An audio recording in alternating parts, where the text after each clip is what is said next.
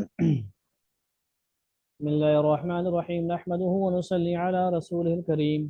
حافظ قرآن کو اپنے خاندان کے 10 پکے جہنمیوں کی سفارش کا حق ہونا۔ حافظ قرآن اور قرآن پاک کی فضائل کے حوالے سے حدیث ہیں۔ قرآن پاک حدیث نمبر ہماری 13 ہے، سیشن نمبر 13 یہ حدیث کا فضائل قرآن کے حوالے سے۔ بسم اللہ الرحمن الرحیم اللہم صلی علی محمد النبی الامی وعلی آلہ وسلم تسلیما۔ عن علی رضی اللہ تعالی عنہ قال قال رسول اللہ صلی اللہ علیہ وسلم من قرأ القرآن فاستظهره وأحل حلاله وحرم حرامه أدخله الله الجنة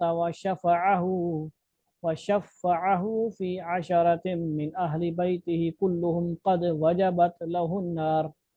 رواه أحمد والترمذي وقال هذا حديث غريب۔ وحفص بن سليمان الراوي ليس هو بالقوي يضعف في الحديث۔ رواه ابن ماجہ والدارمي۔ حضرت علی یہ آپ سب کو سننے والے دیکھنے والوں کو اصول پتہ ہے، فضائل کے اندر ضعیف احادیث کو علماء بتاتے ہیں، اس میں کوئی مسئلہ نہیں، ایشو نہیں ہے، زیادہ بحث مباحثہ کرنے کی ضرورت نہیں ہے، فضائل میں چلتی ہیں۔ کیونکہ بہت سارے اعتراض کرتے ہیں، جو عمل نہیں کرنے والے ہوتے ہیں نا لوگ، بس اعتراضات کرتے ہیں صرف۔ حضرت علی رضی اللہ تعالیٰ عنہ نے حضور اقدس صلی اللہ علیہ وسلم کا ارشاد نقل کیا ہے کہ جس شخص نے قرآن پاک پڑھا، پھر اس کو حفظ یاد کیا اور اس کے حلال کو حلال جانا اور حرام کو حرام، حق تعالیٰ شان اس کو جنت میں داخل فرمائیں گے، اور اس کے گھرانے میں سے ایسے 10 آدمیوں کے بارے میں اس کی شفاعت قبول فرمائیں گے جن کے لیے جہنم واجب ہو چکی ہے۔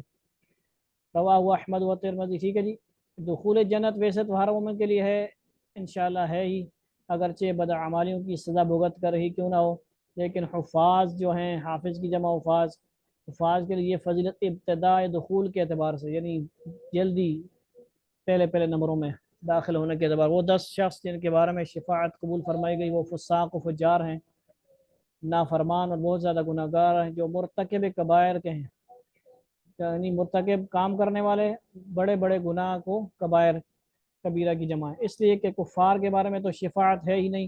حق تعالی شان کا ارشاد ہے انه من يشرك بالله فقد حرم الله عليه الجنة ومأواه النار وما للظالمين من انصار۔ سورہ مائدہ کی آیت ہے، مشرکین پر اللہ نے جنت کو حرام کر دیا اور ان کا ٹھکانہ جہنم ہے اور ظالمین کا کوئی مددگار نہیں۔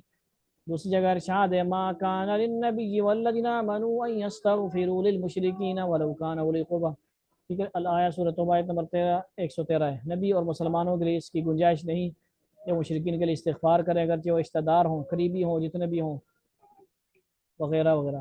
نصوص اس مضمون میں صاف ہیں کہ مشرکین کی مغفرت نہیں ہے، اس لیے حفاظ کی شفاعت سے ان مسلمانوں کی شفاعت مراد ہے جن کے معاصی یعنی گناہ کی وجہ سے ان کا جہنم میں داخل ہونا ضروری بن گیا تھا، اتنے بڑے گناہ تھے، توبہ نہیں کہی، توبہ نہیں کی۔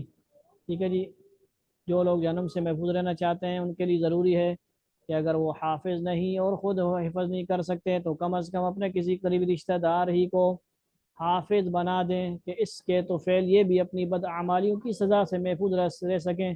اللہ کا کس قدر انعام ہے اس شخص پر جس کے باپ، چچا، تائے، دادا، نانا، ماموں سب حافظ ہیں۔ اللہم زد فزد، سبحان اللہ۔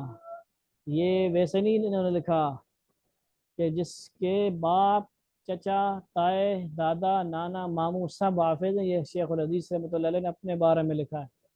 ٹھیک ہے جی، اپنے نام کو ظاہر کیے بغیر انہوں نے خود بھی عمل کیا، خود حافظ تھے، باپ حافظ تھے، چچا حافظ تھے، تائے حافظ، اور عالم تو تھے ہی ہوں گے، دادا بھی، نانا بھی، ماموں سب بھی حافظ۔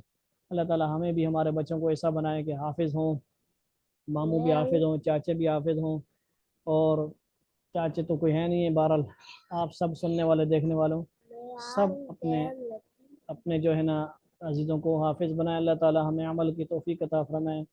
وآخر دعوانا ان الحمد للہ رب العالمین، والسلام علیکم ورحمۃ اللہ وبرکاتہ۔